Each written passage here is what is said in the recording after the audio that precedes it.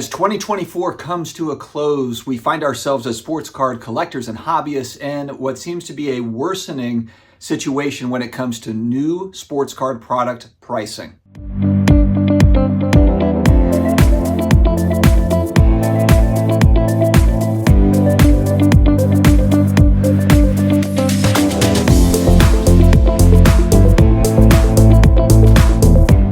What's going on, sports card hobby family? It is another day. It is another sports card video back again. I hope that everybody is doing well today. We are going to be talking about new sports card pricing and how the average Joe card collector has been left behind, forgotten, pushed down. I find your lack of faith disturbing. And it's given way to a new world that has expanded over the last 4 to 5 years pretty dramatically. It's why you do hear a lot of complaints online, whether it's my comment section, whether it's in Facebook groups, Twitter, wherever it is, you find people that, man, you look at new product pricing, and I understand, hey, everything in the world is more expensive than it was going back 3, 4, 5, 6, 7 years ago. Fine.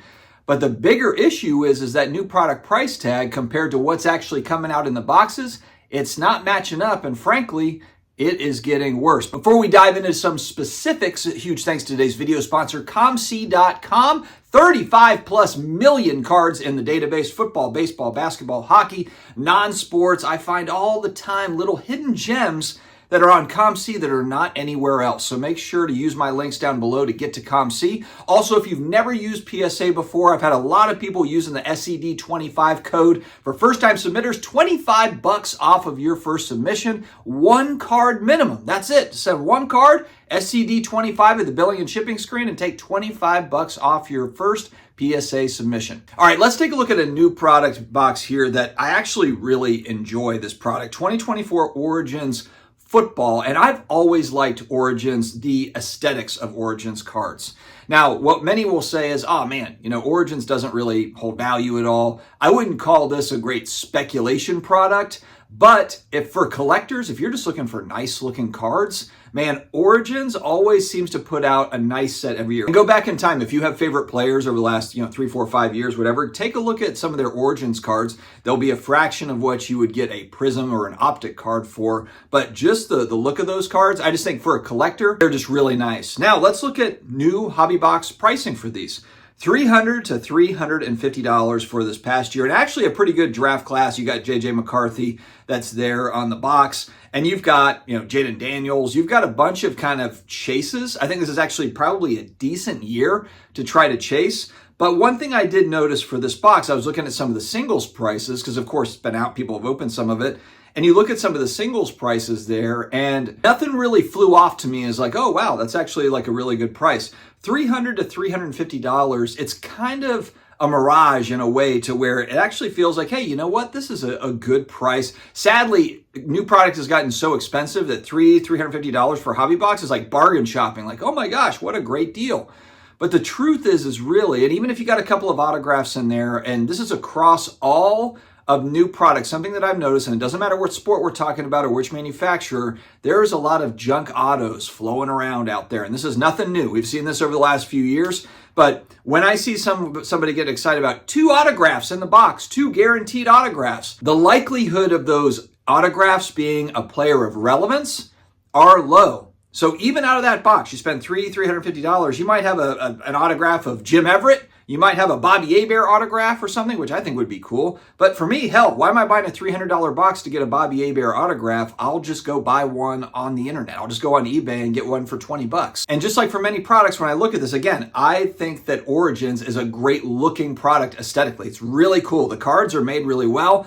And if you're going out and looking to buy singles of this stuff, it makes sense to me. $300, $350 for a hobby box. Historically, we haven't seen those cards really hold value. You don't see it trade nights, and you don't see on, the vloggers, oh, I got this Origins autograph of whoever. You just don't, you're not going to see it. It's not going to be a hyped up set, but it is a good looking sports card set. I look to here at kind of like Donruss Elite, Luminance, average $225 to $250 per hobby box.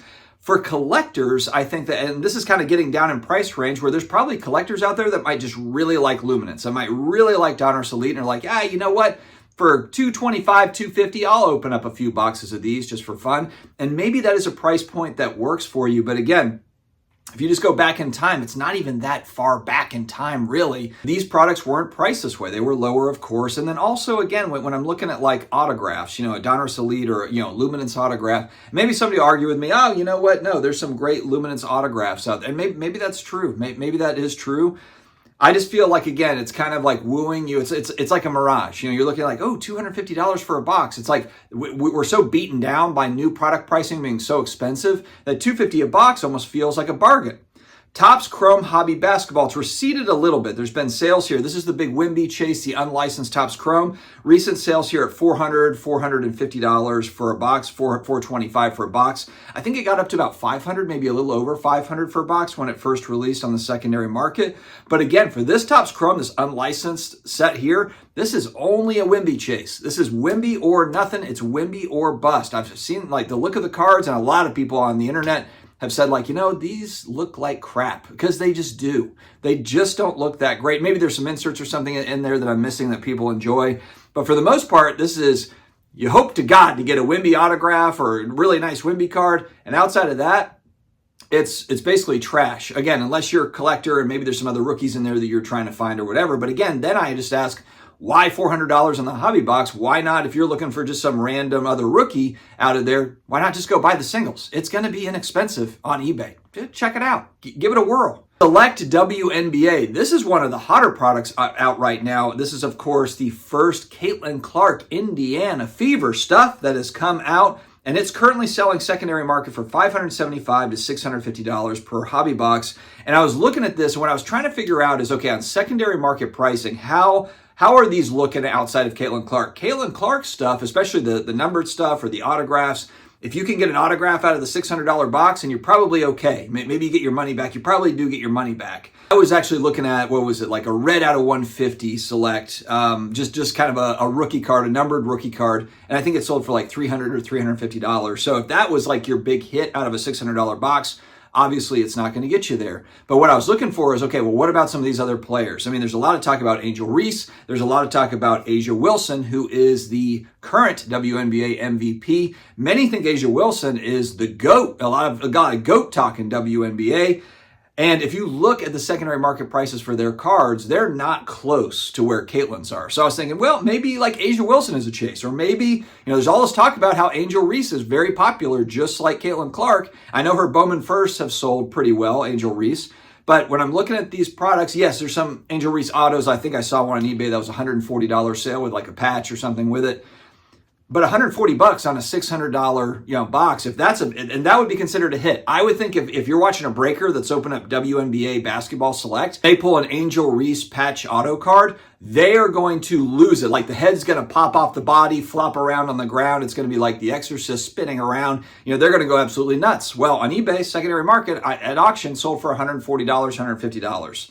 So again, I think it's just understanding that, okay, if I'm buying Select and I'm opening that $600 box, either you're Mark Wahlberg and you got all the money in the world, or you're hoping to God you hit Caitlin Clark stuff. You just hope that there is some numbered Caitlin Clark or maybe Caitlin Clark autograph in the product. And those are just a few examples. You could pull out, especially, my God, if you get onto the high end, you get onto the high end of some of this stuff, the wonkiness between Panini and Topps Chrome, and Topps Chrome being unlicensed, and then in a couple of years, Panini will then be the unlicensed version. They're each making their own deals with athletes, so Panini's going to sign their athletes, Topps Chrome's going to sign their athletes, which causes all sorts of hiccups with collectors, because then it's like, oh, okay, am I buying the unlicensed rookie card, like with Wembanyama, for the autograph here, or am I buying the Prism rookies for Wembanyama that are numbered, that are licensed? The hobby and the collectors, hobbyists are just kind of torn right now between the companies. And really, again, it's just pricing for this stuff boosted up by breakers, as we do know. This is not a secret.